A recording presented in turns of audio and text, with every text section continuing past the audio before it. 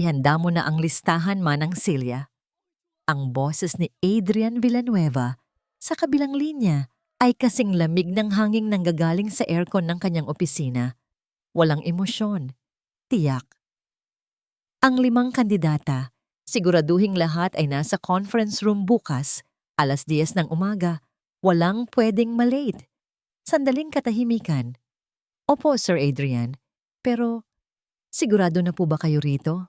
Nag-aalangang tanong ng matandang kasambahay. It's a project, Manang. Proyekto, bagong ina. At tulad ng lahat ng proyekto ko, kailangang maging perpekto. Ibinaba niya ang telepono. Walang bahid ng pag-aalinlangan sa kanyang mukha.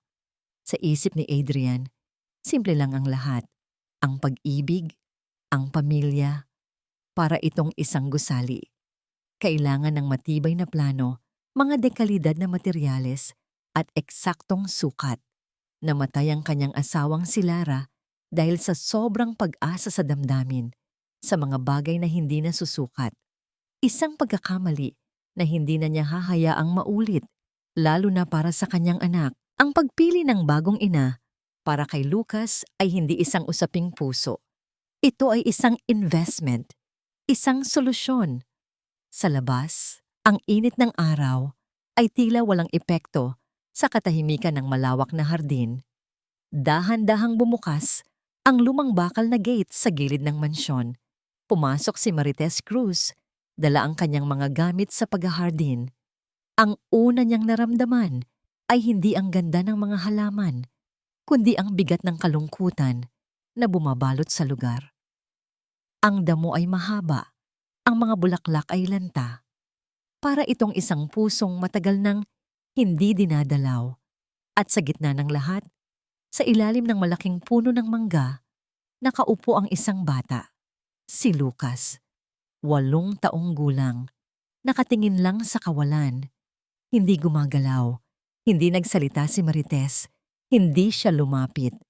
Alam niya ang itsura ng isang kaluluwang gustong mapag-isa. Sa halip, ibinaba niya ang kanyang mga gamit at nagsimulang magtrabaho. Sinimulan niyang bunutin ang mga damo. Dahan-dahan, bawat kilos niya ay may respeto sa katahimikan. Habang nagtatrabaho, isang lumang kundiman ang mahinang namutawi sa kanyang mga labi. Isang himig na para sa mga naulila. Hindi lumingon si Lucas, pero huminto ang pagkuyom ng maliliit niyang mga kamay. Lumipas ang isang oras. Ang tanging maririnig lang ay ang tunog ng gunting ni Marites na pumuputol sa mga tuyong sanga at ang mahina niyang paghimig. Isang bulaklak ng sampagita ang nalaglag mula sa sanga. Pinulot ito ni Marites. Lumapit siya ng ilang hakbang sa kinauupuan ng bata. Sapat lang para maabot ito.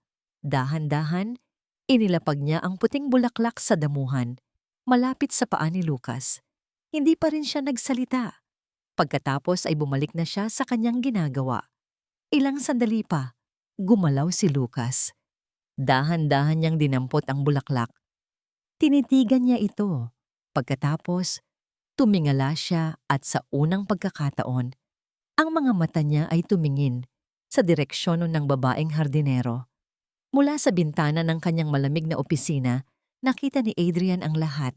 Ang babae, ang anak niya, ang bulaklak. Hindi niya maintindihan ang eksena. Walang salita, walang paliwanag, pero may koneksyon. Isang variable na wala sa kanyang plano, isang bagay na hindi niya kayang sukatin. Kumunot ang kanyang noo, isang pamilyar na pakiramdam ng pagkawala sa kontrol ang gumapang sa kanya. Kinuha niya ang kanyang telepono, hindi para kay Manang Celia, kundi para sa numero 1 sa kanyang listahan. "Kat," sabi niya, ang boses ay muling naging tiyak at walang emosyon. "The project is officially starting." Isang makintab na itim na sedan ang huminto sa harap ng mansyon. Bumukas ang pinto at bumaba ang isang babae. Si Katrina Sandoval ay ang larawan ng perfection, mula sa kanyang mamahaling damit hanggang sa kanyang tuwid na buhok. Ang bawat hakbang niya sa mamahaling sapatos ay may tunog ng kumpiyansa at awtoridad. Sinalubong siya ni Adrian sa may pinto. "You're on time," sabi ni Adrian. Isang bahagyang pagtango ang tanging pagbati. "Of course, Adrian. Punctuality is key to success," sagot ni Katrina. Isang ngiting kasing perpekto ng kanyang itsura. "So where is he? I have the initial developmental timeline ready on my tablet." Hindi niya tinawag na Lucas ang bata. He. Para siyang isang proyektong kailangang simulan. Nakita nila si Lucas sa may sala, malapit sa salaming bintana na tanawang hardin. Sa labas, patuloy sa pagtatrabaho si Marites, abala sa pag-aayos ng mga rosas. "Lucas," tawag ni Adrian. "This is Tita Katrina." Dahan-dahang lumingon si Lucas.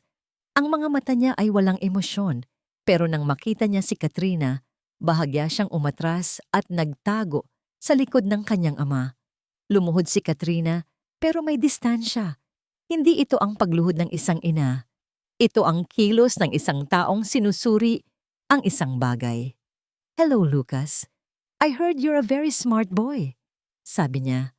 Ang boses ay pilit na pinapalambing. Ipinakita niya ang tablet. "I've prepared some logic puzzles for you. It's important to stimulate the mind." Hindi gumalaw si Lucas. Ang mga mata niya ay nakatingin sa labas, sa hardin, kay Marites. Napansin ito ni Katrina. Isang bahagyang inis ang gumuhit sa kanyang perpektong mukha, pero agad din itong nawala. Biglang nag-vibrate ang telepono ni Adrian. Tumingin siya sa screen. "Inay calling?" Mabilis niya itong pinatay at ibinalik sa kanyang bulsa. Para makuha ang atensyon ng bata, inilabas ni Katrina ang isang kahon. "I brought you something." Isang educational robot. Komplikado, mahal. Idinisenyo para turuan ang mga bata ng basic coding. Inilapag niya ito sa sahig. "It's the best in the market. An investment for your future." Tinitigan lang ni Lucas ang robot. Hindi niya ito hinawakan. Ang mga kamay niya ay nanatiling nakakuyom sa gilid ng pantalon ng kanyang ama. Sa labas, may isang bubuwit na dumapos sa kamay ni Marites. Ngumiti siya. Hindi niya tinawag ang bata. Hindi niya alam na may nanonood. Para sa kanya, siya lang at ang munting kulisap sa kanyang palad ang naroon. Pero nakita ito ni Lucas.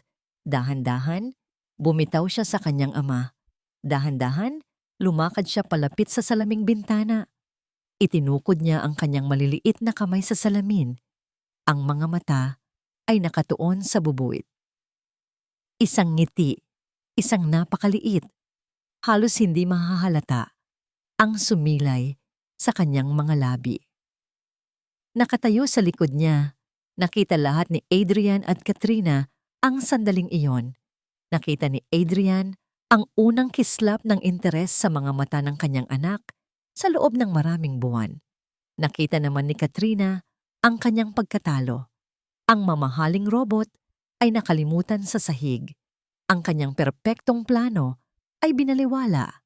Ang atensyon ng bata ay naagaw ng isang hardinero at ng isang hamak na kulisap. Tumayo siya. Pinagpagan ang kanyang damit na parang may duming hindi nakikita. Ang ngiti sa kanyang labi ay naroon pa rin, pero hindi na ito umabot sa kanyang mga mata. "She's a distraction," mahinang sabi ni Katrina kay Adrian, sapat lang para marinig nilang dalawa. Ang tingin niya kay Marites sa labas ay matalim, puno ng kalkulasyon. Ang isang hardinero ay dapat nasa labas lang, sa hardin, hindi sa buhay ng anak mo. Ang hapunan sa mansyon ng mga Villanueva ay tahimik, masyadong tahimik. Ang tanging maririnig ay ang mahinang kalansing ng mga kubyerto sa mga plato. Si Adrian, Katrina, at ang ina ni Adrian na si Doña Elvira Villanueva, isang babaeng may tindig na kasing tigas ng kanyang mga alahas, ay nakaupo sa paligid ng mahabang lamesa. At sa isang dulo, si Lucas. Napakaliit niya tingnan. Sa kanyang upuan, nilalaro-laro lang ang pagkain sa kanyang plato. "The merger with Sandoval Corp is proceeding smoothly," sabi ni Elvira. Ang tingin ay nasa kanyang anak. "Katrina is a brilliant woman, Adrian. This union will secure the Villanueva legacy for generations. Hindi ito isang pag-uusap. Ito ay isang utos, isang paalala sa utang na loob. Ngumiti si Katrina. Adrian has always been a man of vision, tita. We share the same practical approach to life and to family. Tumingin silang dalawa kay Lucas para siyang isang exhibit na kailangang aprubahan. He needs to get used to you, Katrina. Sabi ni Elvira, ang boses ay walang lambing. Lucas, tawagin mong tita Katrina ang bisita mo. Hindi umimik si Lucas. Ang mga mata niya ay nakatutok sa kanyang plato. Lucas, ulit ni Elvira, mas may diin. Or maybe, sabad ni Katrina, pilit na pinapagaan ng boses. It's time you start calling me, Mommy. Sa ilalim ng lamesa, ang kamay ni Lucas ay pumasok sa kanyang bulsa. Kinapa niya ang isang bagay doon, ang tuyo at marupok na mga talulot ng bulaklak ng sampagita. Ang tanging alaala ng kapayapaan sa nagdaang mga araw, ang kanyang sikretong kanlungan. Pinisil niya ito. Ano ka ba, Lucas? Sumagot ka. Utos ni Elvira, ang pasensya ay nauubos na. Your father arranged all of this for you. Show some respect. Ang salitang arranged ay parang isang posporo na sinindihan sa loob ng dibdib ng bata. Ang lahat ng sakit, ang lahat ng lungkot, ang lahat ng salitang hindi niya masabi sa loob ng isang taon. Bigla itong sumabog. Bigla siyang tumayo. Ang upuan ay gumawa ng malakas na kaluskos sa sahig. Hindi! Isang sigaw. Malakas, basag, puno ng pighati. Ang unang salitang sinabi niya nang malakas sa loob ng maraming buwan. Natigilan ang tatlong matanda. Bago pa may makakilos, tumakbo na si Lucas. Hindi papunta sa kanyang kwarto.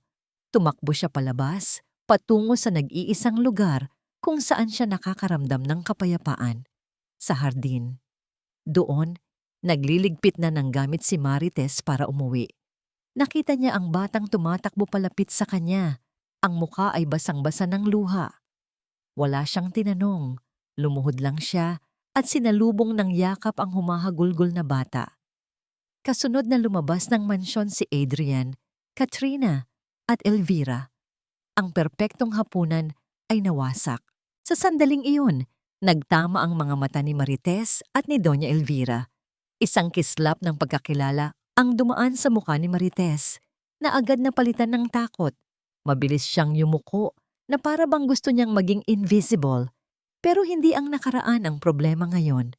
Ang problema ay ang kasalukuyan. Ang kahihiyan sa mukha ni Adrian ay parang maskara. Ang perpekto niyang plano, ang kanyang kontrol.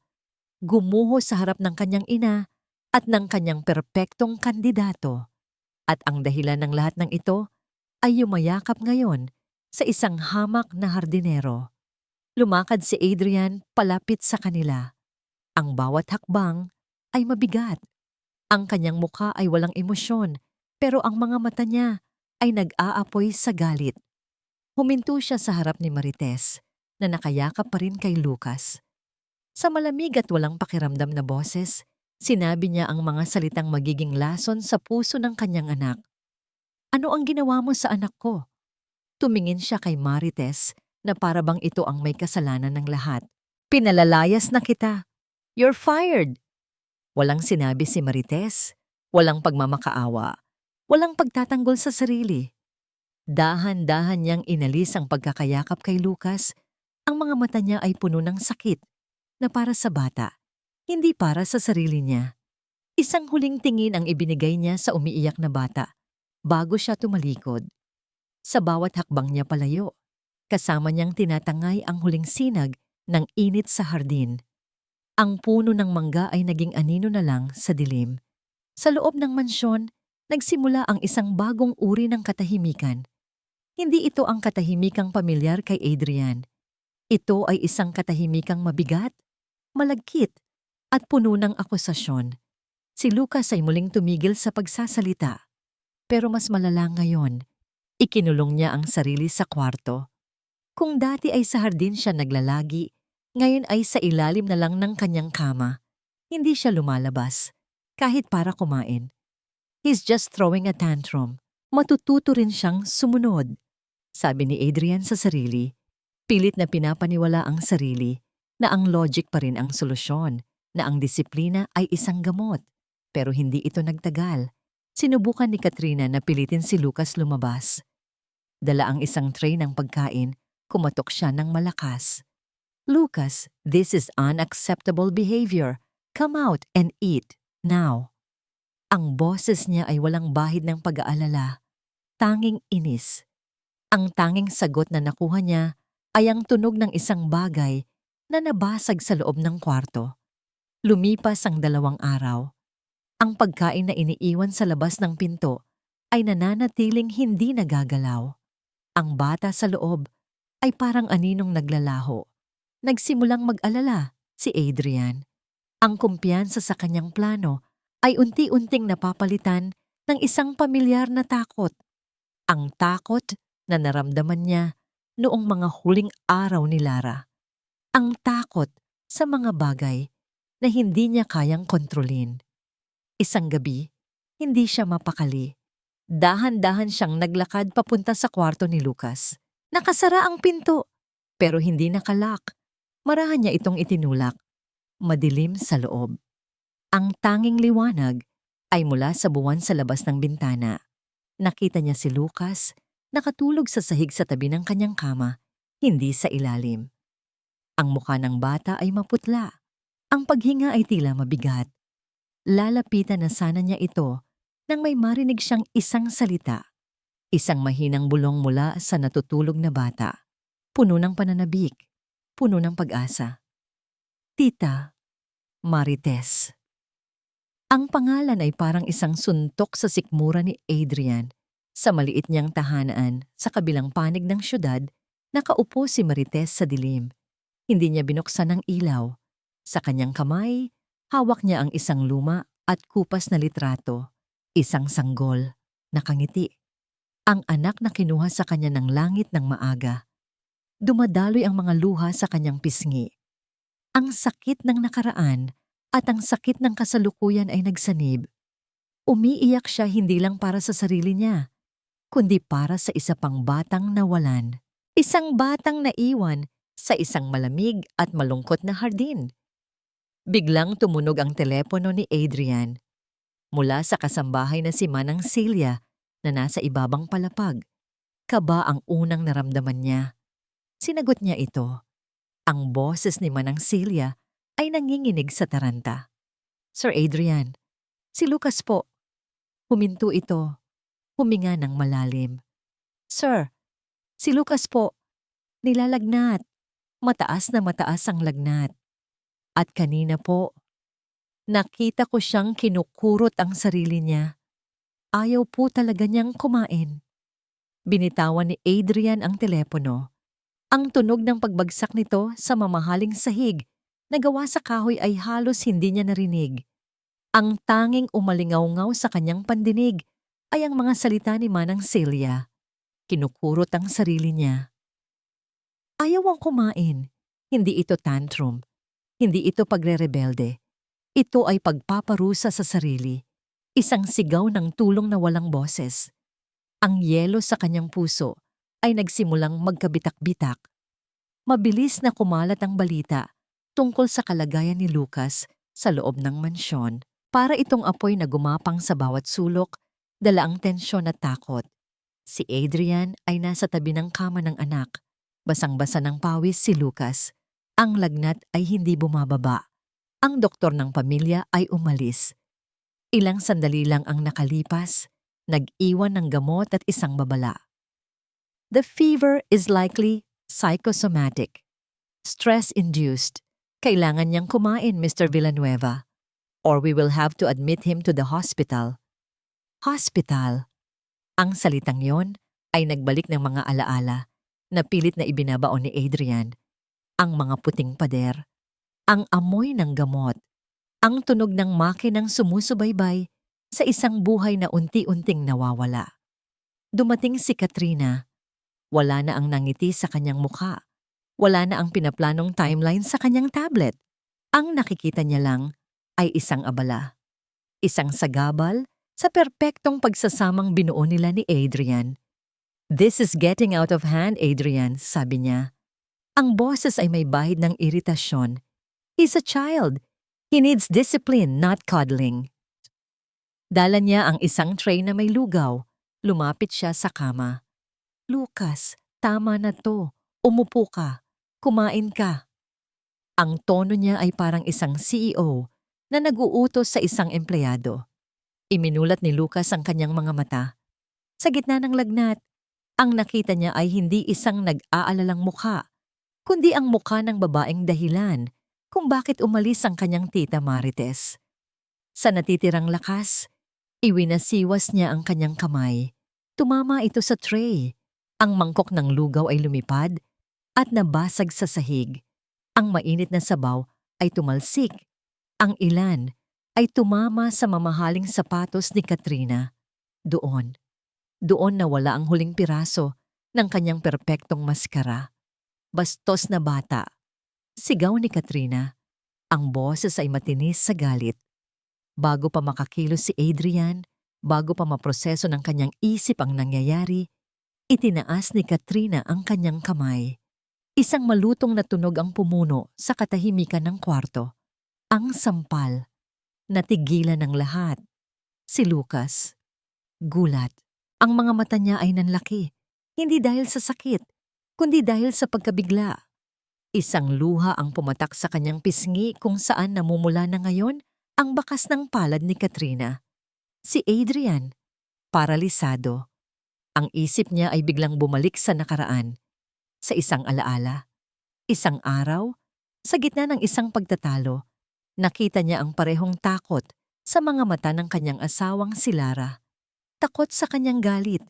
Takot sa kanyang pagiging kontrolado. "Kinokontrol mo pati ang paghinga ko, Adrian." Ang mga salita ni Lara ay bumalik sa kanya na parang isang kulog. Ngayon, nakita niya ang parehong takot sa mga mata ng kanyang anak. Bumalik siya sa kasalukuyan. Nakita niya ang pulang marka sa pisngi ni Lucas.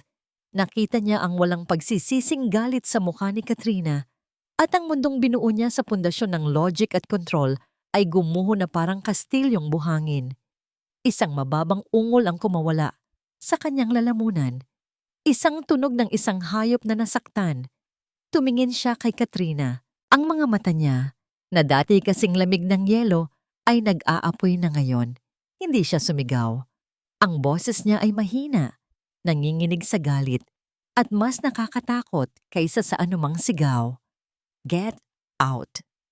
Umalis si Katrina ng walang lingon. Ang tunog ng kanyang humaharurot na sasakyan, ang huling paalala ng kanyang presensya.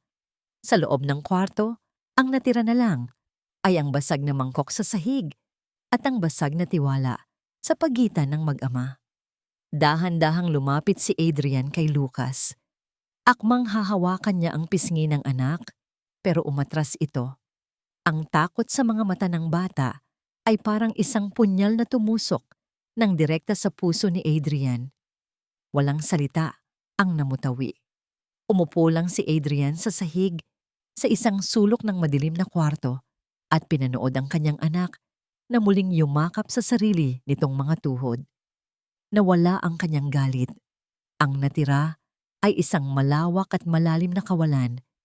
Ang kanyang perpektong plano, ang kanyang investment, ang kanyang solusyon, lahat ay naging abo. Sa pag-aakalang inililigtas niya ang kanyang anak mula sa sakit ng damdamin, siya pala mismo ang lumikha ng isang bagong bangungot. Lumipas ang mga oras. Bumaba na ang lagnat ni Lucas na palitan ng isang pagod na pagtulog. Pero si Adrian ay hindi mapakali. Para siyang isang multo sa sarili niyang bahay. Naglakad siya pababa, patungo sa kanyang opisina. Ngunit sa halip na umupo sa kanyang mesa, ang mga paa niya ay nagpatuloy sa isang silid na matagal na niyang iniiwasan. Ang lumang art studio ni Lara. Hindi nagbago ang ayos, ang amoy ng pintura at turpentine ay naroon pa rin. Ang mga canvas na hindi natapos ay nakasandal pa rin sa pader. Para siyang pumasok sa isang litrato ng nakaraan. Ang kanyang mga mata ay napadpad sa isang bookshelf. Sa isang hilera ng mga libro tungkol sa sining, may isang bagay na pamilyar. Isang itim na leather-bound sketchbook. Ito ang laging daladala ni Lara. Ang lalagyan ng kanyang mga ideya, ng kanyang mga pangarap, ng kanyang puso. Ito rin ang bagay na kinasusuklaman ni Adrian dahil para sa kanya, ito ang simbolo ng pagiging hindi practical ni Lara. Ngayon, sa gitna ng kanyang pagkatalo, kinuha niya ito. Nanginginig ang mga kamay niya habang binubuklat ang mga pahina. Nandoon ang mga sketch ng hardin nung ito ay puno pa ng buhay. Mga sketch ng mga bulaklak, mga sketch ng puno ng mangga. At nandoon si Lucas. Si Lucas bilang isang sanggol, natutulog. Si Lucas na natututong maglakad. Bawat guhit ay puno ng pagmamahal. Pagkatapos ay nakita niya ang mga sketch ng sarili niya. Si Adrian na nakakunot ang noo habang nagtatrabaho. Si Adrian na nakatingin sa malayo. Sa tabi ng isang sketch, may maliit na sulat kamay. Sana makita ni Adrian ang kulay, hindi lang ang mga linya. Sana maramdaman niya na ang tahanan ay hindi lang istruktura, kundi damdamin. Para siyang sinampal ng mga salitang yon. Patuloy siyang nagbuklat. Sa isang pahina, may isang disenyo, isang simpleng sketch, 2 puno ng mangga magkatabi, isang malaki at isang maliit na puno na nagsisimula pa lang tumubo. Sa ilalim nito, ang mga salitang, para sa ating pamilya. At sa huling pahina, may isang sketch na hindi niya maintindihan. Isang babae, nakatalikod, nakasuot ng simpleng damit at salakot, abala sa pag-aalaga ng mga halaman. Ang mga kamay nito ay tila napakamaalaga. Hindi niya makita ang mukha, pero may pamilyar sa tindig nito. Isang tindig ng kapayapaan. Hindi niya alam kung sino ito. Isang pangarap lang ba ni Lara? Isang imahinasyon? Isinara ni Adrian ang sketchbook. Niyakap niya ito ng mahigpit sa kanyang dibdib. At doon, sa gitna ng mga multo ng nakaraan, sa unang pagkakataon, mula nang mamatay si Lara, umiyak si Adrian. Hindi isang tahimik na pagluha, kundi isang malakas na hagulgol. Isang pag-iyak ng isang taong nawala, ng isang taong nagsisisi, ng isang taong ganap na wasak. Nang tumahan siya, alam na niya ang kailangan niyang gawin. Ang tanging solusyon na hindi nakabase sa logic, kundi sa isang bagay na mas malalim. Kinuha niya ang susi ng kanyang sasakyan. Hindi na mahalaga kung anong oras na.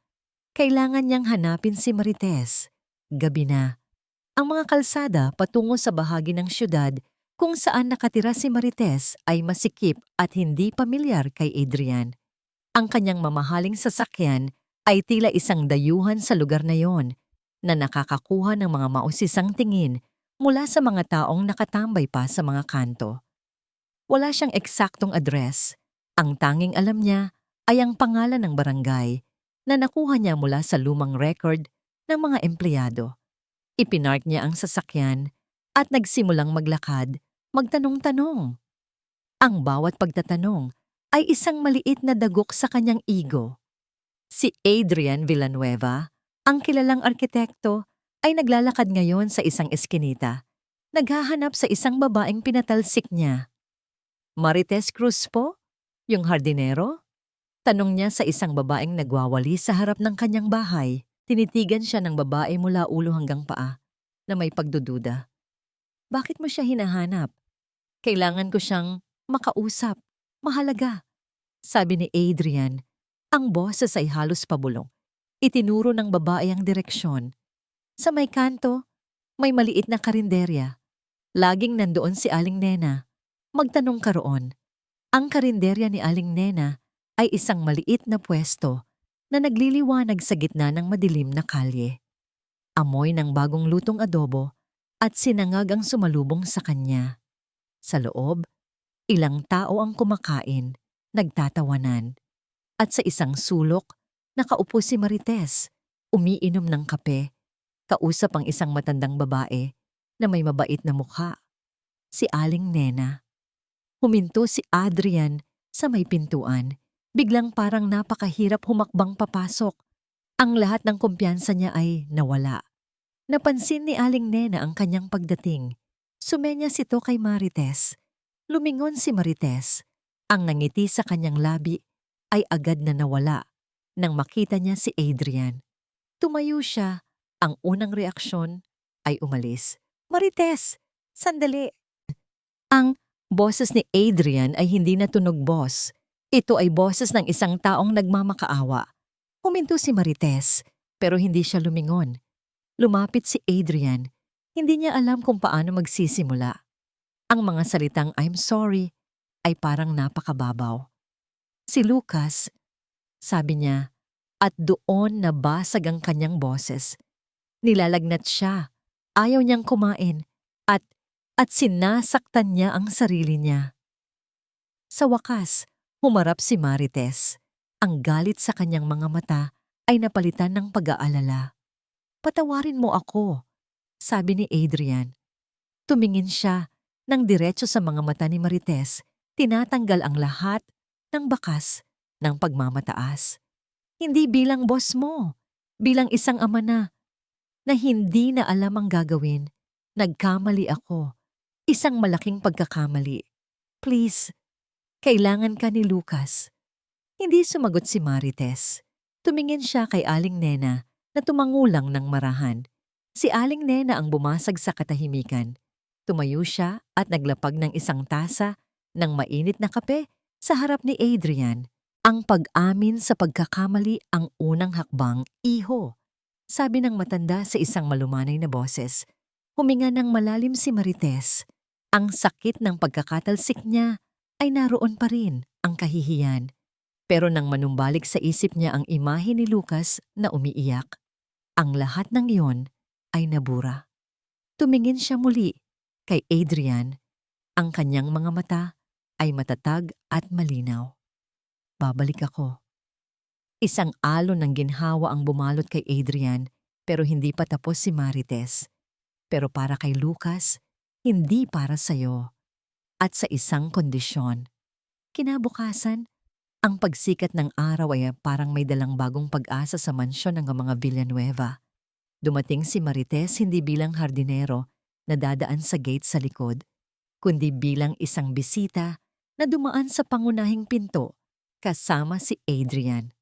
Dinala siya ni Adrian sa kwarto ni Lucas. Natutulog pa ang bata, pero hindi na kasing taas ng dati ang lagnat. Dahan-dahang umupo si Marites sa gilid ng kama. Hinawakan niya ang kamay ni Lucas. Andito na si tita, bulong niya. Sa pagmulat ng mga mata ni Lucas at makita niya si Marites, isang himala ang nangyari. Walang salita, walang ngiti. Pero ang tensyon sa munting katawan ng bata ay nawala. Ang takot sa kanyang mga mata ay napalitan ng isang payapang pagod. Bumangon siya at yumakap ng mahigpit kay Marites.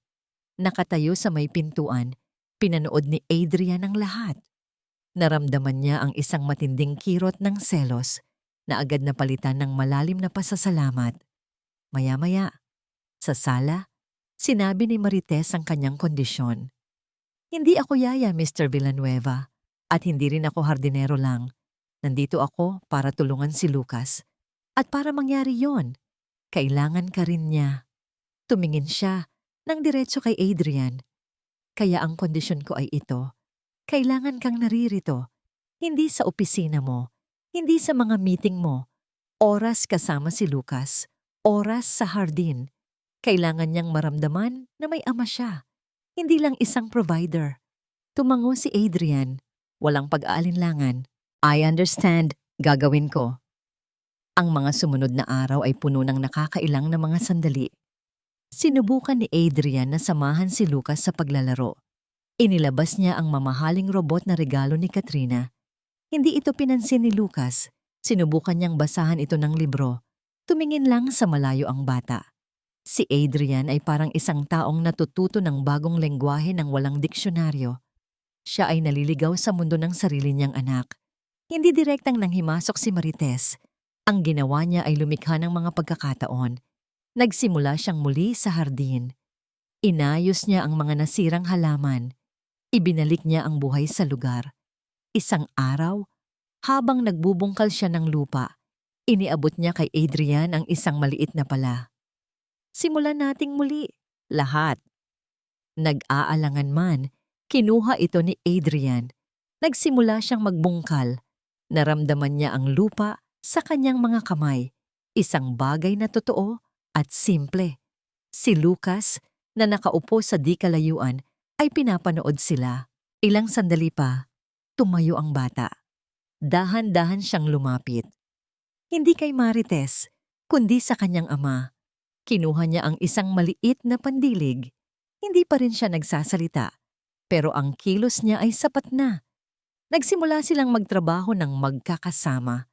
Ang arkitekto, ang hardinero, at ang batang nawalan ng boses. Nag-vibrate ang telepono ni Adrian. Inay calling? Pinatay niya ito. Sa sandaling ito, mas mahalaga ang lupa sa kanyang mga kamay. Sa gitna ng kanilang tahimik na pagtatrabaho, dahan-dahang iniabot ni Lucas ang kanyang kamay. Hindi para humingi ng kahit ano, kundi para hawakan ang kamay ng kanyang ama. Isang munting kamay sa loob ng isang malaking palad. Naramdaman ni Adrian ang init, ang tiwala. Isang koneksyon na mas matibay kaysa sa bakal at semento. At sa perpektong sandaling iyon, kung kailan nagsisimula nang mabuo ang isang bagay na totoo, isang tunog ang bumasag sa kanilang kapayapaan. Ang tunog ng mga gulong sa graba. Sabay silang napalingon sa gate. Dalawang sasakyan ang pumasok. Isang itim na sedan, isang kulay pilak na SUV. Mula sa sedan bumaba si Katrina. Ang mukha ay malamig at matigas. Mula sa SUV, bumaba si Doña Elvira. Ang mga mata ay nag-aapoy sa galit. Ang munting sandali ng kapayapaan ay tapos na. Ang katahimikan sa hardin ay nabasag na parang salamin. Ang init ng araw ay tila napalitan ng isang nakakapasong lamig na dala ng dalawang bagong dating. Automatikong humakbang si Adrian. Bahagyang inilagay ang sarili sa pagitan ni na Elvira at Katrina, at ng kanyang anak, at ni Marites. Si Lucas naman ay lalong humigpit ang kapit sa kamay ni Marites. Anong kabaliwan ito, Adrian? Ang boses ni Doña Elvira ay matigas at puno ng hinanakit. Ang mga mata niya ay galit na nakatutok. Hindi kay Adrian, kundi kay Marites. Anong ginagawa pa ng babaeng yan dito? Siya ang dahilan kung bakit nandito pa ako, inay. Kalmadong sagot ni Adrian. Isang malaking pagkakamali. Malamig na sabad ni Katrina. Ang mga braso niya ay nakakrus sa kanyang dibdib. Hindi siya emosyonal. Siya ay isang negosyanteng tinitingnan ang isang masamang deal. Our understanding was clear. Ang babaeng yan ay isang distraction. Tinanggal mo na siya. Pero heto siya ulit. Ipinagpalit mo ang kinabukasan ng ating kumpanya, ang pangalan ng ating pamilya, para sa isang babaeng hardinero? Halos pabulong na, sabi ni Elvira. Bawat salita ay may diin, puno ng pagkasuklam. Sa likod ni Adrian, naramdaman niya ang panginginig ni Marites. Gusto niyang umatras, gusto niyang magtago, pero sa sandaling iyon, isang bagay na hindi inaasahan ang nangyari. Hindi nagsalita si Lucas, pero dahan-dahan, bumitaw siya sa kamay ni Marites at tumayo siya sa harap nito. Isang munting bata na may marupok na mga balikat ang humaharang sa isang babaeng puno ng galit at kapangyarihan. Isang tahimik na pagtatanggol, isang malinaw na mensahe. Natigilan si Elvira, maging si Adrian ay napahinto. Ang tapang ng kanyang anak ay nagbigay sa kanya ng lakas. Tumingin siya kay Katrina, pagkatapos ay sa kanyang ina. Ang pag-aalinlangan sa kanyang mga mata ay nawala. Napalitan ng isang bagay na matatag at hindi matitinag. Tapos na tayo, Katrina, sabi niya ng malinaw. At inay, tahanan po ito ng anak ko. Nandito si Marites dahil kailangan siya ng apo ninyo. At ang kumpanya, hamon ni Elvira, ang legacy ng ama mo? Kung kailangang bumagsak ang kumpanya para mabuo ang anak ko, sabi ni Adrian, Ang boses ay hindi nanginginig. Then let it fall. Isang mapaklang tawa ang kumawala kay Katrina.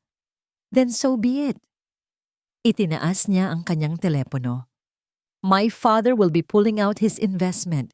Effective immediately. Our lawyers will be in touch. Ito na ang huling dagok. Ang katapusan ng Villanueva legacy. Tinalikuran na sila ni Doña Elvira, hindi makapaniwala sa kanyang narinig.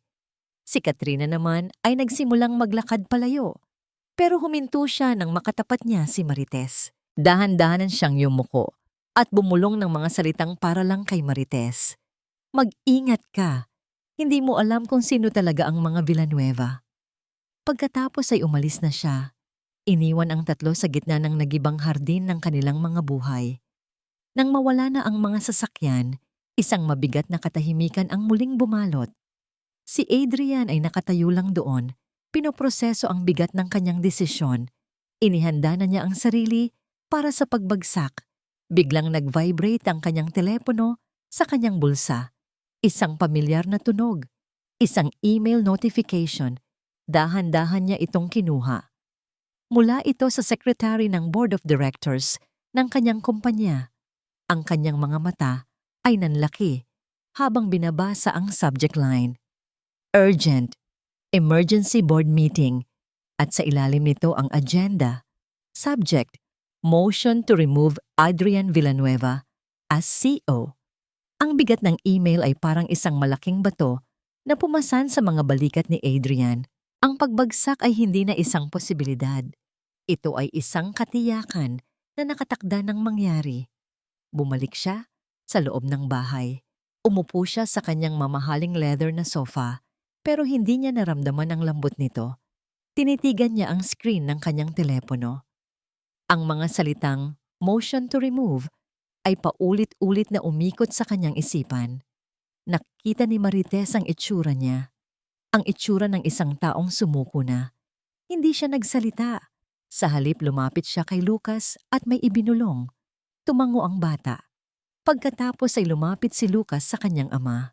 Dahan-dahan, hinila ni Lucas ang laylayan ng damit ni Adrian. Nang tumingin ito sa kanya, itinuro ng bata ang pinto sa labas. Gusto niyang lumabas, mahinang sabi ni Marites. Isama mo siya, kahit sandali lang. Saan kami pupunta? Tanong ni Adrian, ang boses ay pagod. Sa lugar kung saan ang pagkain ay simple at ang mga tao ay totoo. Sinunod sila ni Adrian. Ang kanyang pagtutol ay natunaw sa harap ng tahimik na pakiusap sa mga mata ng kanyang anak. Nag-drive sila, hindi sa mamahaling sasakyan ni Adrian, kundi sa lumang kotse ni Marites. Ang destinasyon, ang karinderya ni Aling Nena. Pagpasok nila, ang amoy ng bawang at sibuyas ay tila naghuhugas sa lahat ng problema. Ang lugar ay simple, mga mesang kahoy, mga bangkong plastik, pero ang kapaligiran ay puno ng buhay. Marites, Lucas, at sino itong gwapong kasama ninyo? Bati ni Aling Nena, ang nangiti ay abot tenga. Pinaupo sila sa isang mesa sa sulok. Naghain si Aling Nena ng mainit na sabaw, kanin, at adobong manok. Sa unang pagkakataon sa loob ng maraming taon, kumain si Adrian ng isang bagay na hindi inihanda ng isang chef. Kumain siya ng isang bagay na luto sa puso. Pinanood niya si Lucas na dahan-dahang kumakain. Tila ninanamnam ang bawat subo. Nakita niya kung paano nakikipag-usap si Marites sa ibang mga customer. Tinatawag sila sa kanilang mga pangalan. Ito ay isang komunidad, isang bagay na hindi niya kailanman naging bahagi. Nang matapos silang kumain, lumapit si Aling Nena. Tinitigan niya si Adrian. Mukhang mabigat ang iyong pinagdadaanan, iho. Hindi sumagot si Adrian. Alam mo ba, patuloy ng matanda. Si Marites, dumaan din yan sa napakabigat na pagsubok. Namatay ang nag-iisa niyang anak. Sakit sa puso. Nagulat si Adrian.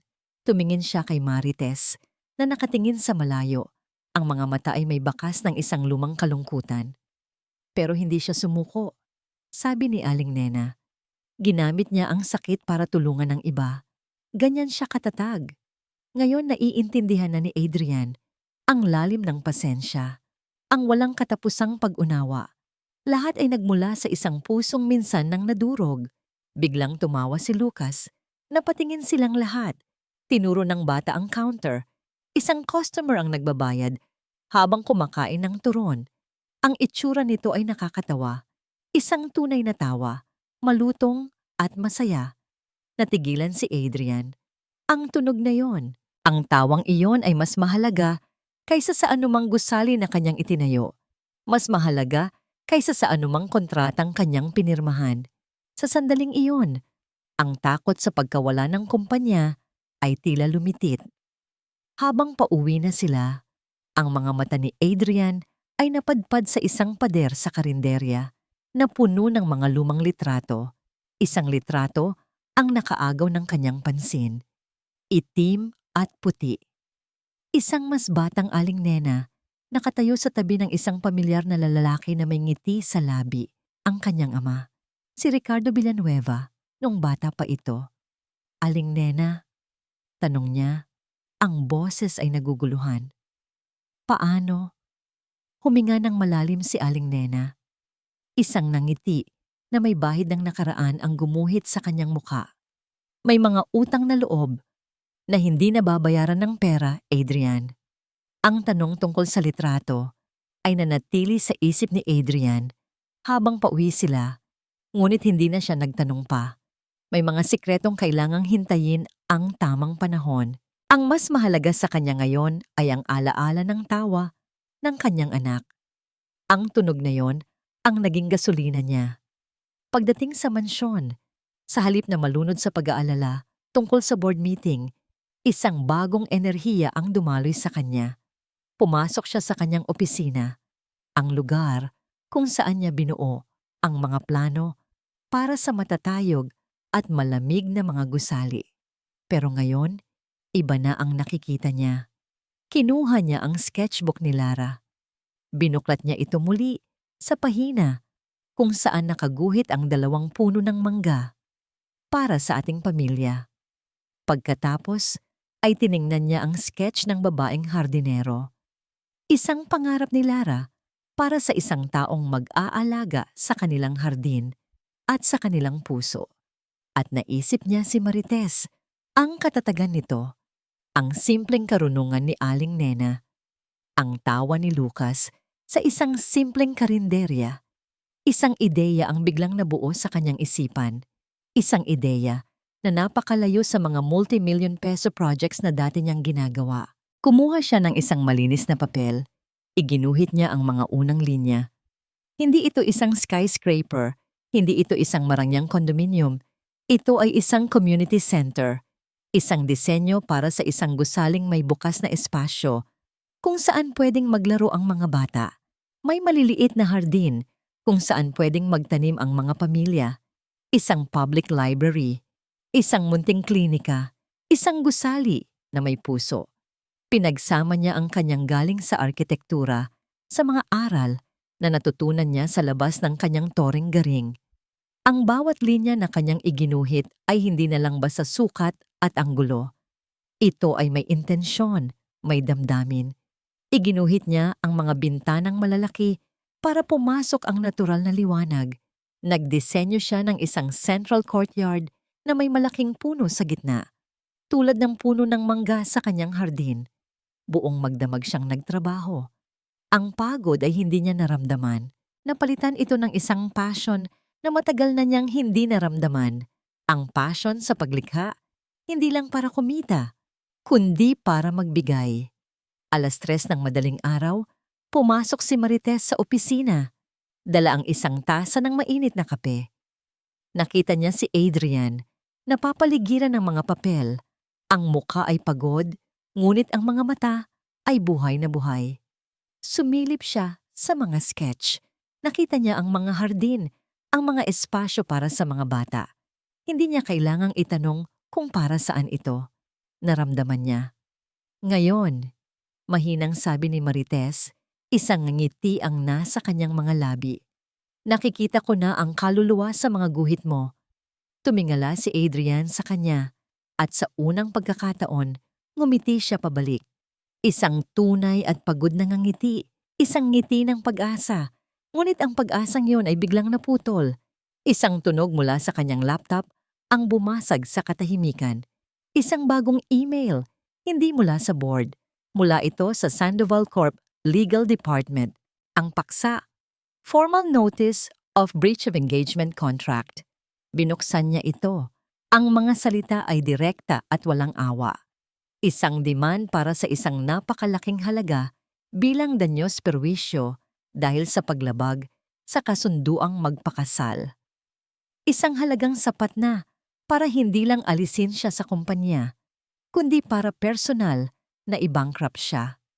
At sa dulo, isang banta. Bayaran ng halaga sa loob ng 48 oras o haharapin niya ang isang pampublikong kaso na sisira ng tuluyan sa pangalan at reputasyon ng mga Villanueva. Ang bagong disenyong hawak niya ay biglang parang naging isang hamak na piraso lang ng papel. Ang banta ng kaso ay parang isang madilim na ulap na muling bumalot sa mansyon. Alam ni Adrian na hindi nagbibiro ang mga Sandoval. May kakayahan silang sirain siya. Kinabukasan, isang araw, bago ang board meeting, dumating si Doña Elvira. Pero iba na ang kanyang aura. Wala na ang nag-aapoy na galit. Ang napalitan nito ay isang pagod na pag-aalala. Nakita niya ang demand letter sa mesa ni Adrian.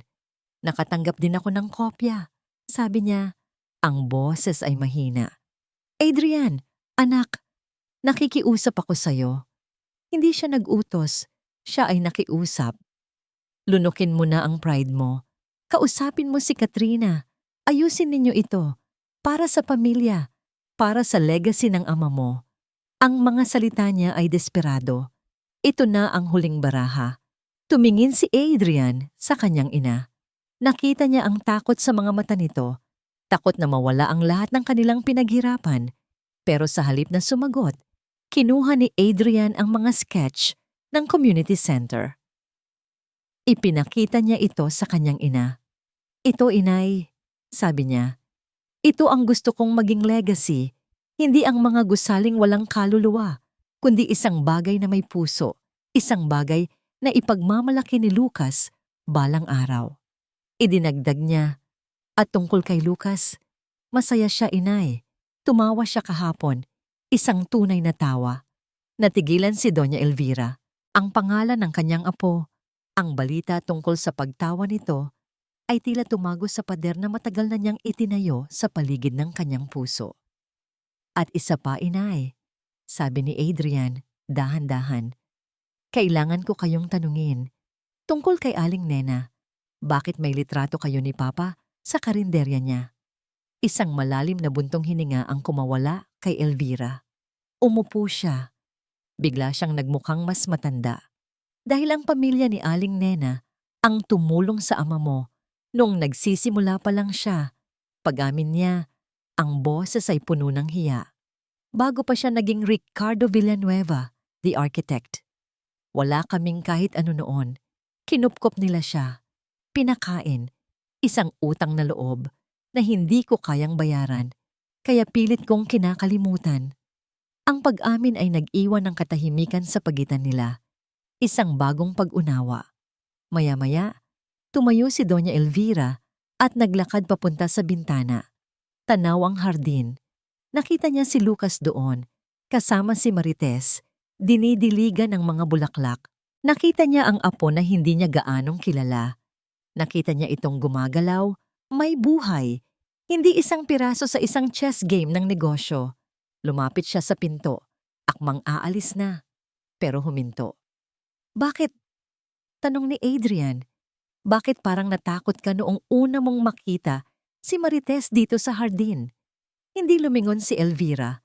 May mga pagkakamali ang nakaraan na mas mabuting hindi na binubuhay, Adrian. Pagkasabi noon, umalis na siya. Iniwan si Adrian na may mas maraming tanong kaysa sa sagot. Kinagabihan, habang tinatapos ni Adrian ang kanyang presentasyon para sa board meeting, isang presentasyon na alam niyang maaaring wala ng silbi, Isang hindi inaasahang bisita ang dumating. Si Aling Nena. Seryoso ang kanyang mukha. Pumasok siya sa opisina ni Adrian. "Adrian, iho," sabi niya. "Umupo nang hindi na naghihintay na alukin. Bukas ang paghuhukom mo. At bago yan, may kailangan kang malaman." Huminga siya ng malalim. Isang bagay na tungkol sa koneksyon ng pamilya mo at ni Marites. Ang opisina ni Adrian ay naging isang silid hukuman kung saan ang nakaraan ang siyang nililitis. Ang ama ni Marites, panimula ni Aling Nena, ang boses ay mababa at seryoso, ay si Mang Isko. Siya ang dating driver at katiwala ng pamilya ninyo. Matagal na panahon na ang nakalipas. Kumunot ang noo ni Adrian. Pamilyar ang pangalan, ngunit mula sa isang malayong alaala ng kanyang pagkabata. Mabuting tao si Mang Isko, patuloy ni Aling Nena. Ngunit isang araw, nagkaroon ng isang aksidente. Isang insidente na may kinalaman sa malaking halaga ng pera ng kumpanya na nawala. At para protektahan ang pangalan ng mga Villanueva, para pagtakpan ng isang pagkakamali na hindi sinasadya ng iyong ina, si Mang Isko ang pinagbintangan. Para kay Adrian, para siya nang binuhusan ng malamig na tubig. Iyon ang dahilan kung bakit natakot ang nanay mo nang makita niya si Marites. At yun din ang dahilan kung bakit kinikilala ni Marites ang pamilya ninyo, ang pamilyang sumira sa pangalan ng kanyang ama. Napatayo si Adrian, hindi makapaniwala. Ang bigat ng kasalanan ng kanyang pamilya ay dumagan sa kanya. Hindi lang pala ang sarili niyang mga pagkakamali ang kailangan niyang ituwid. Kinabukasan, sa conference room ng Villanueva Corp, ang tensyon ay masasalat. Naroon ang mga miyembro ng board. Naroon ang ama ni Katrina, si Mr. Sandoval, ang mukha ay parang bato. At naroon si Adrian, nakatayo sa harap, mag-isa. Sinimulan ni Mr. Sandoval ang pag-atake, inilatag ang pag-pull out ng kanyang investment at ang tungkol sa breach of contract. Ang mga miyembro ng board ay hindi mapakali. Ang pagbagsak ng kumpanya ay nasa kanilang harapan.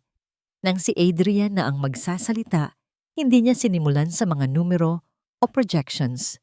Bago ang lahat, sabi niya, may kailangan akong aminin. Ang pamilya Villanueva ay may malaking utang. Hindi lang sa pera, kundi sa dangal, sa pamilya ng isa sa aming mga dating empleyado. Sa gitna ng pagkalito ng lahat, bumukas ang pinto ng conference room. Pumasok si Aling Nena. "Ako po si Elena Reyes, pero mas kilala ninyo ako bilang Aling Nena," sabi niya ng malakas. "At ako ay isang minor stockholder ng kumpanyang ito." Gulat ang reaksyon ng lahat. Ipinakita niya ang mga dokumento, mga share na lihim na ibinigay sa kanya ni Ricardo Villanueva bago ito mamatay, bilang pasasalamat sa utang na loob. Humarap si Aling Nena sa board. Ang Villanueva Corp ay hindi itinayo sa pera lang. Itinayo ito sa tulong at tiwala. Ngayon, gusto ninyong sirain ang anak ni Ricardo dahil mas pinili niya ang puso kaysa sa pera. Ang kanyang mga salita ay tumama sa mga mas nakakatandang miyembro ng board, mga kaibigan ng ama ni Adrian. Pagkatapos noon, ipinresenta ni Adrian ang kanyang bagong disenyo, ang community center. Hindi niya ito ipinresenta bilang isang proyektong kikita ng malaki, kundi bilang isang bagong direksyon, isang bagong legacy. "Ito po ang kinabukasan na gusto kong itayo," sabi niya. Nang matapos siya, tumayo si Mr. Sandoval, handa nang ibigay ang huling hatol. Pero bago pa siya makapagsalita, bumukas muli ang pinto. Si Marites ang pumasok.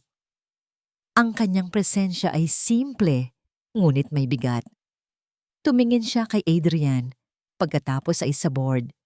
Hindi nagsalita si Adrian para ipagtanggol ang sarili. Tumingin siya ng diretso kay Marites. "Sa harap ninyong lahat," sabi ni Adrian, ang boses ay puno ng pagsisisi. "Nais kong humingi ng tawad kay Marites Cruz at sa kanyang pamilya para sa kasalanang idinulot ng aking pamilya." sa kanila. Ang pag-amin na iyon, ang pagpapakumbabang iyon, sa harap ng lahat, ang siyang nagpabago sa takbo ng lahat. Ang chairman ng board, isang matandang kaibigan ng ama ni Adrian, ay tumayo. Kinuha niya ang mga sketch ng community center. Tinitigan niya ito ng matagal. Tumingin siya kay Mr. Sandoval, pagkatapos ay kay Adrian. "This is a huge risk," sabi ng chairman. Ang boses niya ay mabagal at pinag-iisipan. "Pero ito ang klase ng proyekto na ipagmamalaki ng tatay mo." Humarap siya sa board. "All in favor of the motion to remove Mr. Villanueva as CEO?" Katahimikan. "And all in favor of pursuing this new direction?" Dahan-dahan isa-isang itinaas ng mga miyembro ang kanilang mga kamay. Naiwan sa hangin ang tanong ni Lucas. "Dito na po kayo titira, Tita Marites?" Ang sinag ng dapit hapon ay nagpipinta ng ginto sa mga dahon ng lumang puno ng mangga na para bang ang kalikasan mismo ay naghihintay ng sagot. Napatingin si Adrian kay Marites at sa mga mata nito nakita niya ang parehong pag-aalinlangan at pag-asa na gumuguhit sa mukha ng kanyang anak. Ngumiti si Adrian, isang ngangiting malumanay at puno ng pag-unawa. Lumuhod siya para magpantay sila ni Lucas. "Anak," mahinahon niyang sabi, "may mga bagay na kailangang pag-usapan ng mga matatanda. Pero ano man ang mangyari, ang mahalaga ay magkakasama tayo, okay?" Tumango si Lucas. Ang mga mata ay hindi humihiwalay sa mukha ni Marites.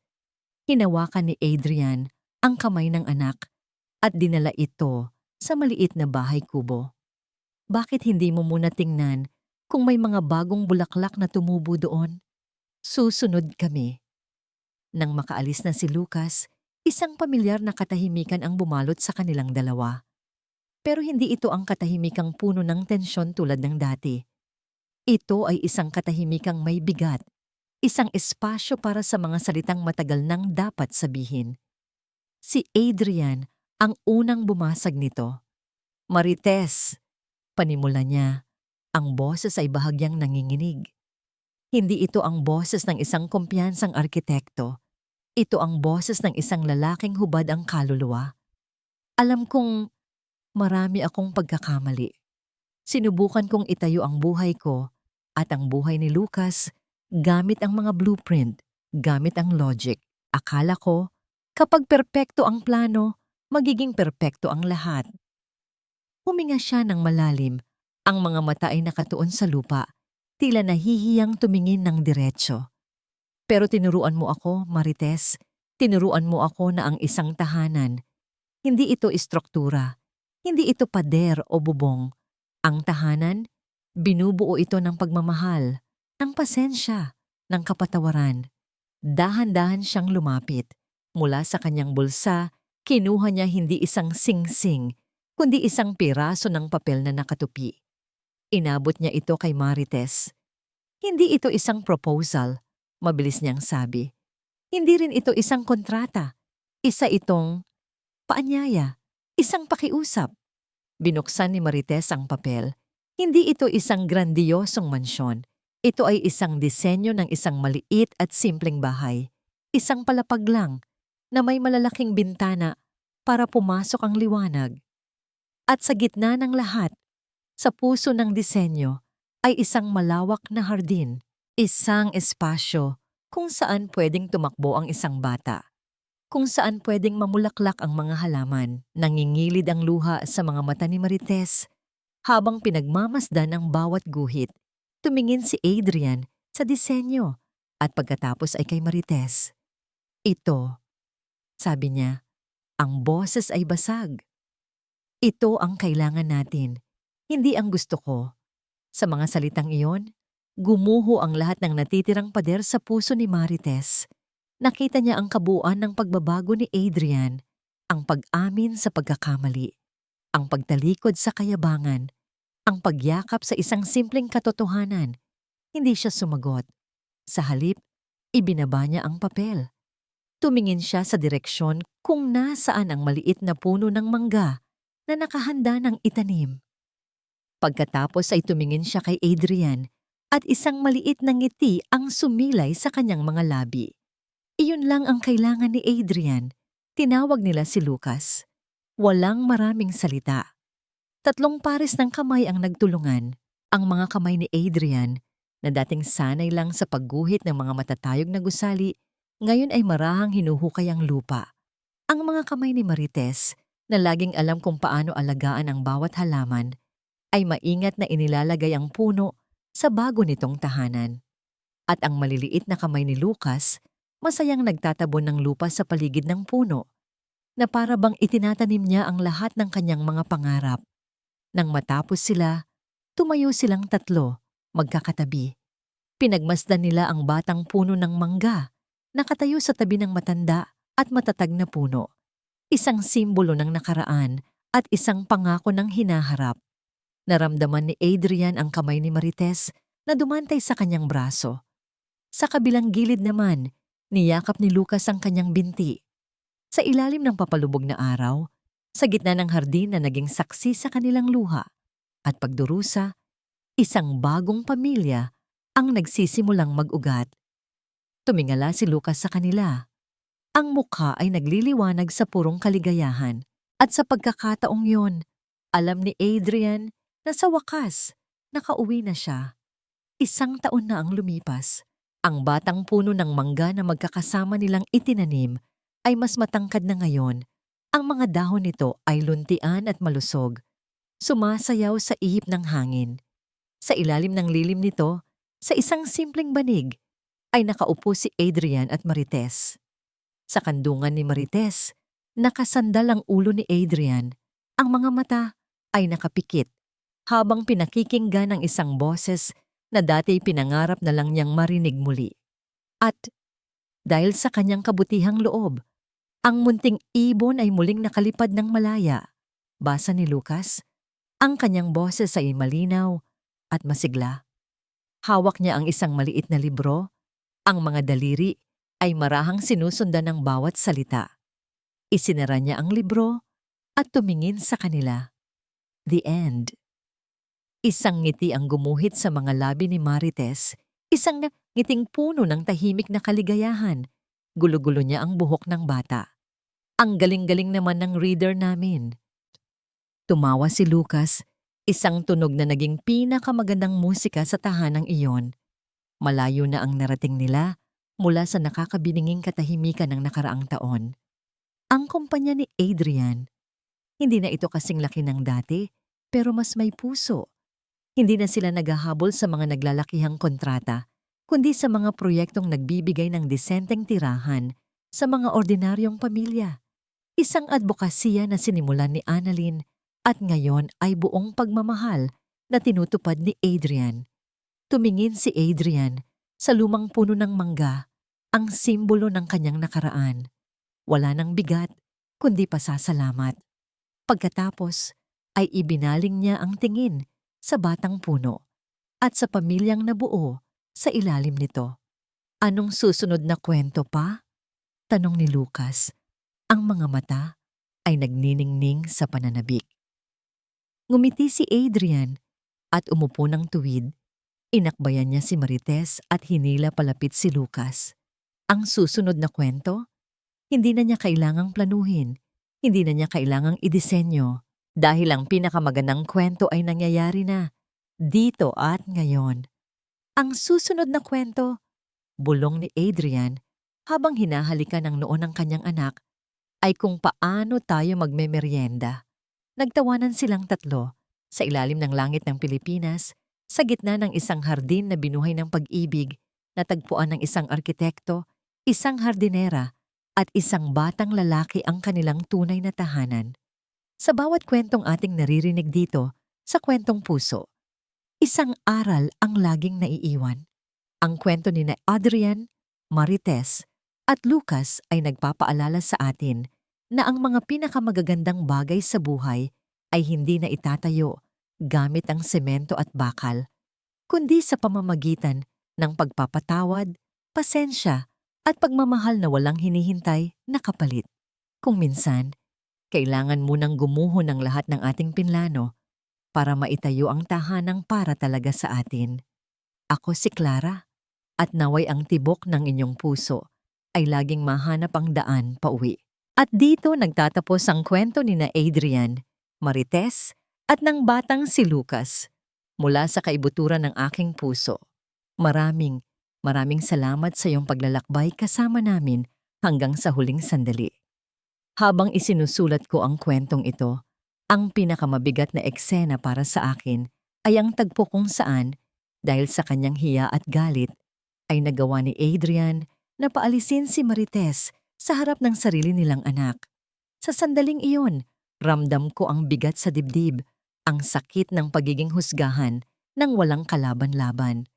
Marahil dahil sa bawat isa sa atin, may isang Adrian na minsay nabulag ng sariling luhika at isang Marites na nasaktan kahit ang tanging hangad ay magmahal. Ang kanilang kwento ay isang paalala na kahit ang pinakamatigas na puso ay kayang palambutin ng wagas na pag-ibig, na ang pagpapatawad ay isang maliit na buto na kapag idinilig ng pasensya at pangunawa, ay kayang magpatubo ng isang malawak na hardin ng kapayapaan. Ngayon, nais kong magtanong sa iyo, kung ikaw ang nasa kalagayan ni Marites, sa kabila ng lahat ng sakit at pagpapakumbaba na iyong dinanas, magagawa mo rin bang magpatawad at bigyan ng pangalawang pagkakataon ang isang taong tulad ni Adrian? Ibahagi mo naman ang iyong saloobin. Mag-iwan ka ng komento sa ibaba.